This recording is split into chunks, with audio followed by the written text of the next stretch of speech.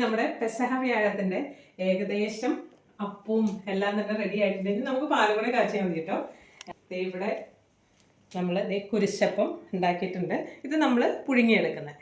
പിന്നെ ഞാനുണ്ടല്ലോ കഴിഞ്ഞ ദിവസം വീഡിയോ ഇട്ടായിരുന്നു, കലത്തപ്പത്തിൻ്റെ കാര്യം പറഞ്ഞൊരു വീഡിയോ ഇട്ടായിരുന്നേ. ഇതാട്ടോ കലത്തപ്പം. ഇത് നമ്മൾ അങ്കമാലി, തൃശ്ശൂർ സൈഡ്, അതുപോലെ തന്നെ കോതമംഗലം സൈഡിലൊക്കെ ഇതുപോലെയാട്ടോ കലത്തപ്പം ഉണ്ടാക്കുന്നത്. അത് നമ്മൾ പ്രത്യേകിച്ച് ഈ പെസഹ വ്യാഴത്തിൽ ഉണ്ടാക്കുന്നതാണ്. നല്ല ടേസ്റ്റ് ആട്ടോ. ഒത്തിരി തേങ്ങയൊക്കെ വറുത്തിട്ട് ഉള്ളിയൊക്കെ വറുത്തിട്ട് ഉണ്ടാക്കുന്ന ആയതുകൊണ്ട് ഭയങ്കര ടേസ്റ്റ് ആട്ടോ. പിന്നെ അതുകൂടാതെ ഇവിടെ കുറേ ബ്രെഡുകൾ നമ്മൾ മേടിച്ചിട്ടുണ്ട്. പിന്നെ ഉണ്ടല്ലോ നമ്മൾ ഈ പാലും അപ്പൊക്കെ കഴിക്കുന്നതിന് മുമ്പുണ്ടല്ലോ ഇവിടെ ചോറുണ്ട് കേട്ടോ. പക്ഷേ നാട്ടില് മാങ്കറി ആയിട്ട് ഉണ്ടാക്കാറ്. ഇവിടെ ഞാനിവിടെ ചോറ് ഉണ്ടാക്കി വെച്ചിട്ടുണ്ട്. കുറച്ച് സാമ്പാർ ഉണ്ടാക്കി വെച്ചേക്കുന്നു. പയറും കായും കൂടെ ഉലർത്തി വെച്ചിട്ടുണ്ട് കേട്ടോ. പിന്നെ കുറച്ച് ചമ്മന്തി ഉണ്ട്, മാങ്ങ ചമ്മന്തിയാണ്. പിന്നെ ക്യാബേജ് തോരൻ. ഇപ്പൊ പാലും കൂടെ കാച്ചാനുള്ളൂ കേട്ടോ. അപ്പൊ നമ്മൾ തേങ്ങാപ്പാലൊക്കെ ഇതുപോലെ പിഴിഞ്ഞ് വെച്ചിട്ടുണ്ട്.